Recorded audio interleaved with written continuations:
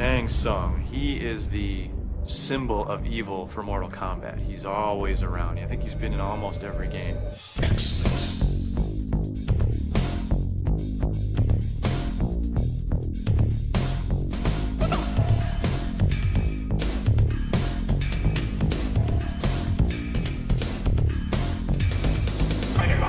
His job in Mortal Kombat 1 was to win Earthrealm for Shao Kahn.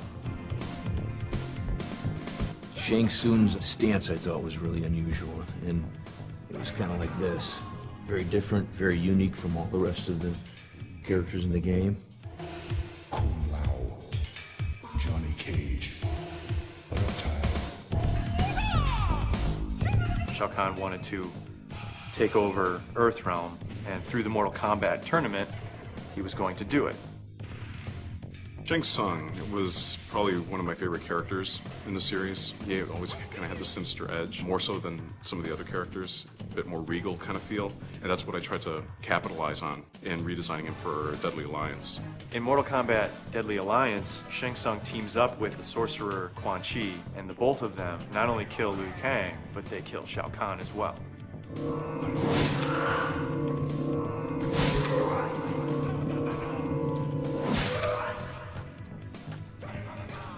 Shang Tsung wins. Fatality.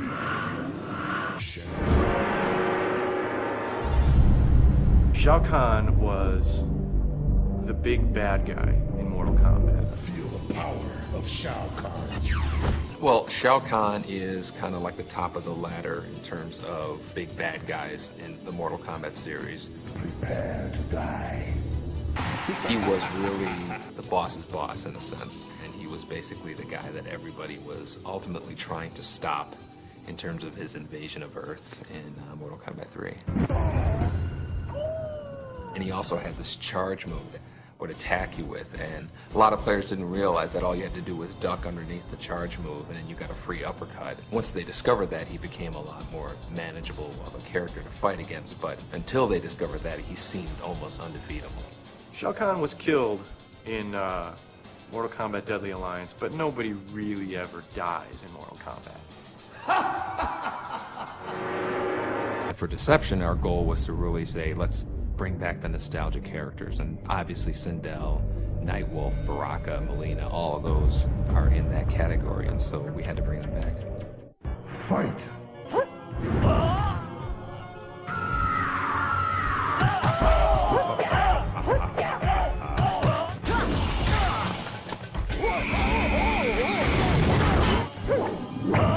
The wig that we had in Mortal Kombat 3 for Sindel didn't have that much hair. We did a lot of After Effects touch-ups.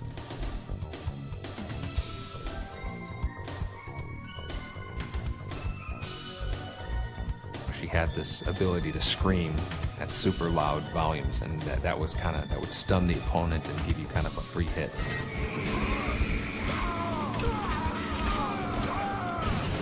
Sindel wins.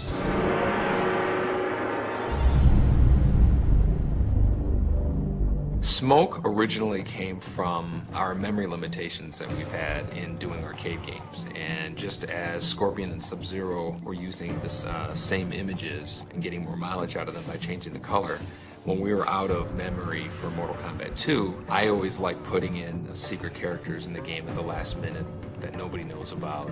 That was kind of like the origin of Smoke and Jade, where they were, just kind of like the alternate colored versions of Sub-Zero and Melina and Katana. He had a lot of cool moves as a robot. He had this grappling hook that would come out of his chest, and just had a lot of cool moves, which made him a player favorite.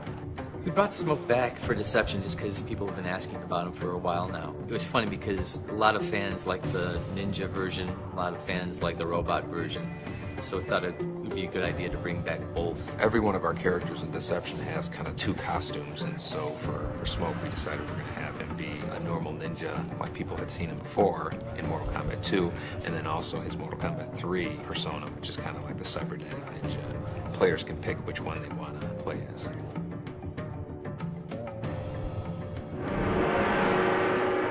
Sonya is a badass.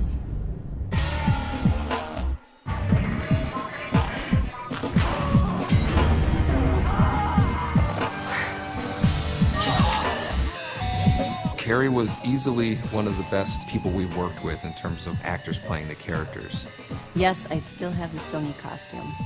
Every once in a while, I'll bring it out.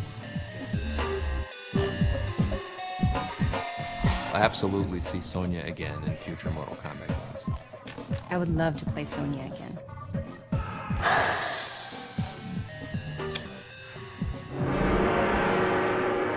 My name is John Turk, and I am Sub-Zero.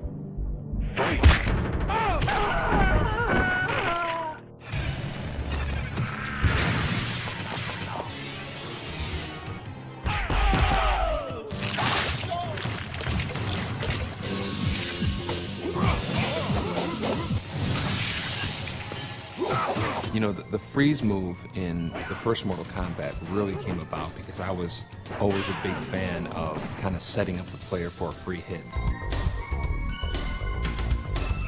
We walk over to the game, and, you know, they're playing Mortal Kombat 3, and, you know, the kid's playing Sub-Zero, and I'm standing right behind him, and he doesn't even realize that the guy he's playing is right behind him.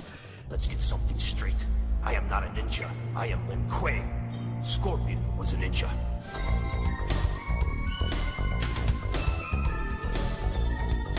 My martial arts style defined the character of Sub-Zero based on the way I move, the way I kick, the way I punch, the way I turn, the way